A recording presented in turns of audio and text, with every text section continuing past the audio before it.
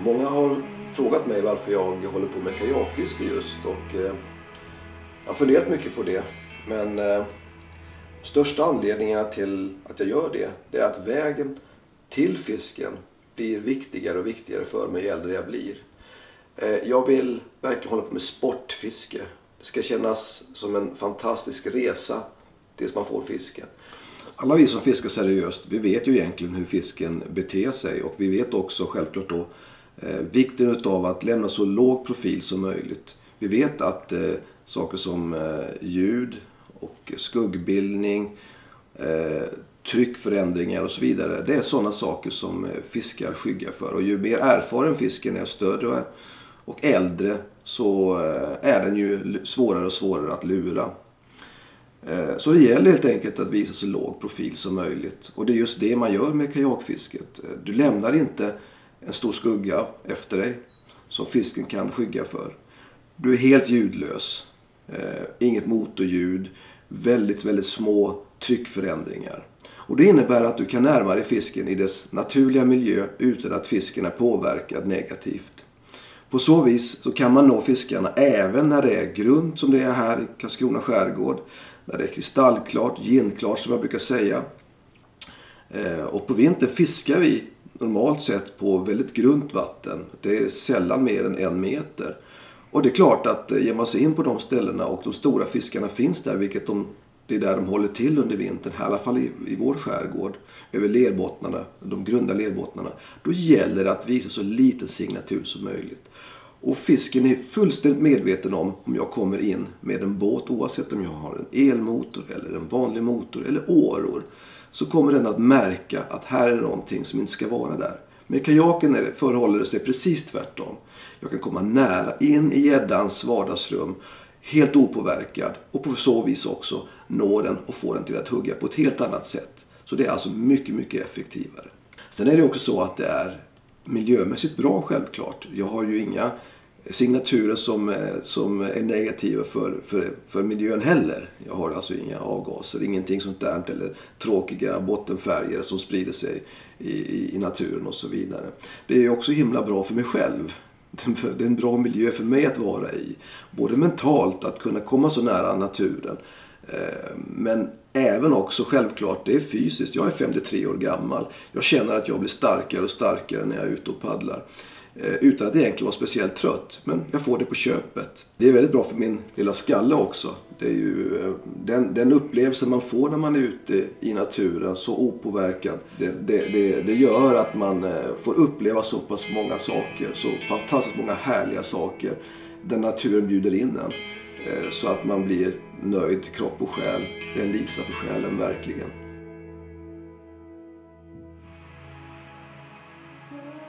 Många som aldrig har provat kajakfiske brukar fråga mig, är inte det svårt? Det ser ju rangligt ut. Kan det verkligen vara möjligt att man kan fiska effektivt från en sån farkost?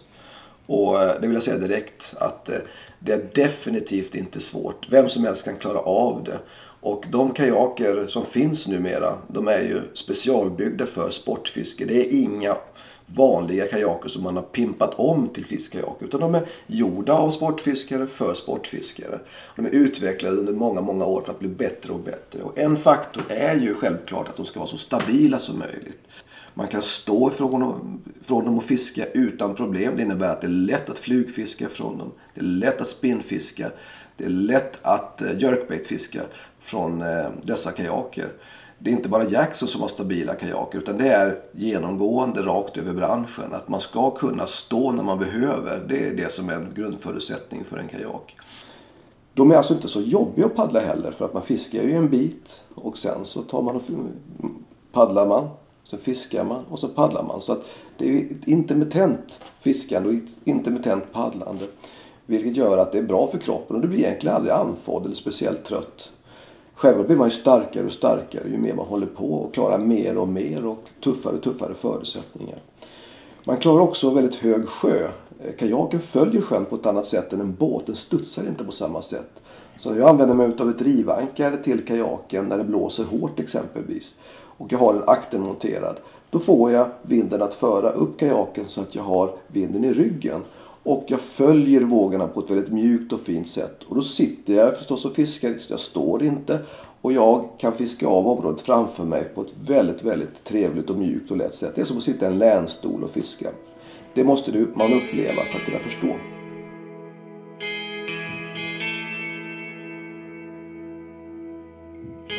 Att transportera en kajak är mycket, mycket enkelt. Och i och med det så har du nästan alltid en fiskemaskin på taket på din bil eller din husbil. Och du kan alltid fiska var som helst i hela världen. Du har alltid en fiskemaskin med dig. Den är också välorganiserad. Du har alla grejer som du behöver på rätt plats runt om dig. Lätt greppbart. Så det blir väldigt effektivt när du sitter i sittbrunnen. En annan nackdel som ibland förs fram mot kajaker, det är att man har en mycket kortare räckvidd än med en båt. Ja, till viss del är det så. Men jag skulle vilja vända på den kuttingen och säga att i många fall så har man alltså större räckvidd och fler möjligheter när man använder sig av en kajak. Därför att jag använder den väldigt ofta i kombination med min bil.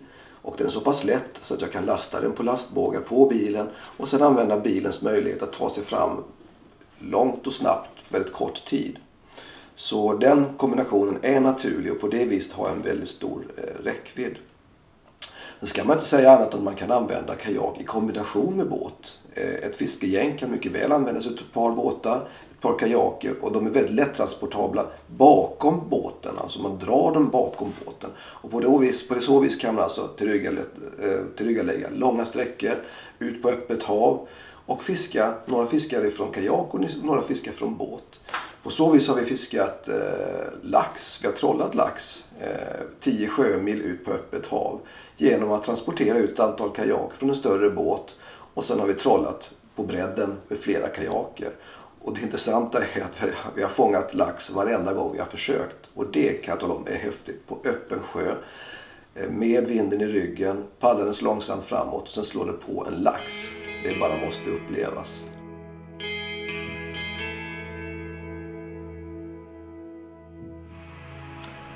En annan fråga som kommer alltid, det är förstås hur ska jag klä mig när jag kajakfiskar? Och det tycker jag beror väldigt mycket på vilken typ av fiske du bedriver och hur nära land du är. Jag fiskar väldigt strandnära i och med att jag fiskar i Blekinge skärgård. Fiskeplatserna är ofta skyddade från vind och jag är oftast väldigt nära land. Det innebär att jag har ingen torrdräkt som man behöver när man ger sig ut på öppet hav. När det är kallt och långt ut där det är risk för att jag kan hamna i vattnet under en längre tid. Då ska man ha en torrdräkt. Det är inget snack om saken. Så bedriver man öppen sjöfiske så är det torrdräkt som gäller. Men jag använder mig i mitt fiske utav andningsvadare och en vadarjacka. Det innebär att, och det gör jag oavsett vilken tid på året det är. Det enda jag gör är att jag anpassar klädseln under mina vadare som gör att jag, trots att det blir kallt och det är is, så kan jag lämna kajaken och vada. Det är alltid där jag anpassar, men jag ska alltid kunna vada och fiska utan att jag fryser. Så det påverkar jag med det jag har under vadarna. Så jag förordar alltså antingen vadare utav någon form, en vadarjacka eller om man ger sig ut på öppen sjö en torrdräkt.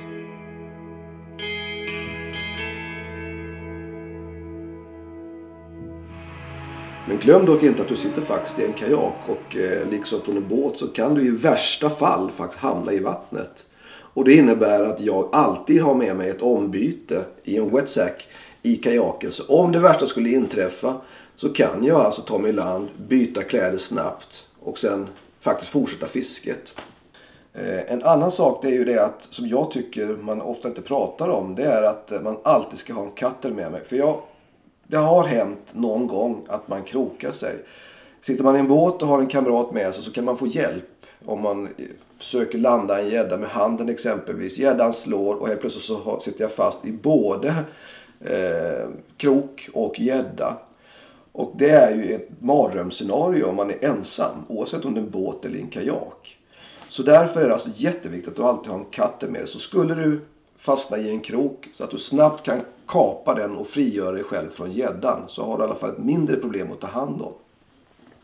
Självfallet så är det så att du måste ha någon form av Flytväst, visst, du ska aldrig kajakfiska utan flytväst. Jag väljer en speciell kajakväst som är anpassad för den verksamheten. Och med fickor och så vidare. Och som är bekväm och gör mig lättrörlig. Det är självklart så att du ska ha det. Andra säkerhetsutrustningar som du ska tänka på, det är ju också att ha en leash till din paddel som gör att du kan släppa den eller tappa den utan att den får iväg. Utan snabbt kan ta hand om din paddel igen och paddla vidare. Jag vet, om du tittar på mina videoklipp, att jag slarvar med det själv.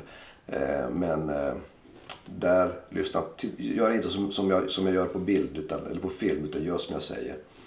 Det är alltid bra att ha med sig en kompass. För skulle dimman komma och du sitter ute på öppen sjö, så inom ett ögonblick så har du ingen aning om i vilken riktning du ska paddla. Är det så att du har en GPS, så är ju problemet mindre. Men du ska ändå alltid ha en kompass, för den fungerar alltid. Och den kan du gå efter om det blir dimma. Sist och inte minst så gäller det att du har vatten med dig och mat, så du kan hålla dig vätskad och ha energinivån uppe. För att i och med det så kommer du också vara effektivare på alla sätt. Inte bara fisket, utan fatta bättre beslut, och i och med det så agerar du säkrare.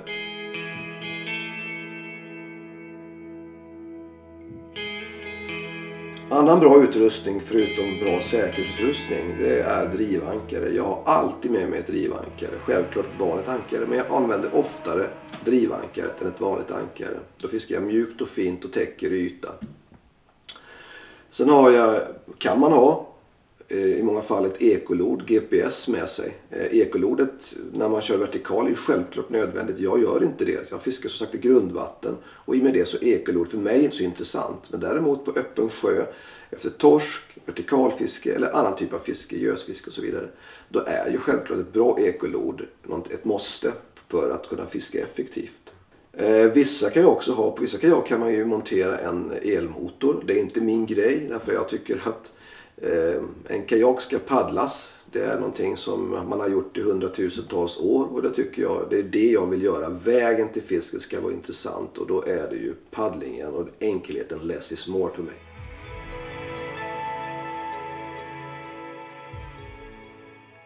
Vilken typ av kajak ska jag använda för olika typer av fiske? Det är också en sån här standardfråga som är väldigt intressant självklart för att hamna rätt. En kort, lätt vändbar kajak i mindre vatten. Det är en grundregel. En längre kajak som trackar bättre, alltså går stabilare, kursstabilare i öppen sjö. Självklart så får du fundera över hur viktigt är stående fisket för dig. Är det stående fisket väldigt viktigt, då ska du använda en väldigt bred kajak. Men då tappar du samtidigt i paddlingsegenskaper. Vilken typ av fiske bedriver man då?